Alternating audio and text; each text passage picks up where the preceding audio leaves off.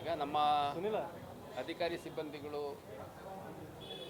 ಭಾಳ ಒಂದು ಕಷ್ಟಕರ ವಾತಾವರಣದಲ್ಲಿ ಕೆಲಸ ಮಾಡ್ತಾ ಇರ್ತಾರೆ. ತಮಗೆಲ್ಲ ಗೊತ್ತಿದೆ, ಇತ್ತೀಚೆಗೆ ಗಣೇಶ ಮತ್ತು ಈದ್ ಮಿಲಾದ್ ಸಂದರ್ಭದಲ್ಲಿ ಸುಮಾರು ಸರಿ ಬೆಳಗಿನ ಜಾವದವರೆಗೂ ನಿರಂತರವಾಗಿ ಕೆಲಸ ಮಾಡಿದ್ದಾರೆ. ಅದ್ರ ಜೊತೆಗೆ ಸಾಕಷ್ಟು ನಾವು ಡ್ರೈವ್ಗಳನ್ನು ಮಾಡಿದ್ದೀವಿ. ಅದು ಗಾಂಜಾ ವಿರುದ್ಧದ ಒಂದು ಅಭಿಯಾನ ಇರ್ಬೋದು, ಇನ್ನೂ ಹಲವಾರು ಪ್ರಕರಣಗಳಲ್ಲಿ ನಿರಂತರವಾಗಿ ಕೆಲಸ ಮಾಡಿದ್ದಾರೆ. ಸೊ ಈ ಮಧ್ಯೆ ಒಬ್ಬರು ಈ ಭಾಗದ ಅತ್ಯಂತ ಪ್ರಖ್ಯಾತ ಕಲಾವಿದರಾಗಿರುವಂತಹ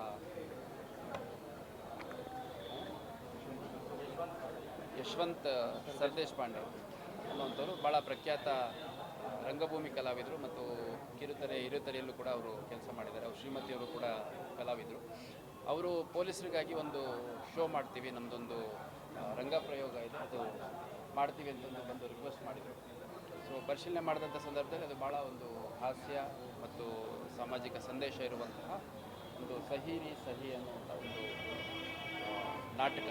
ಸೊ ಇದನ್ನು ನಮ್ಮ ಸಿಬ್ಬಂದಿಗಳಿಗೆ ಇವತ್ತು ಆಯೋಜನೆ ಮಾಡ್ತಾ ಇದ್ದೀವಿ.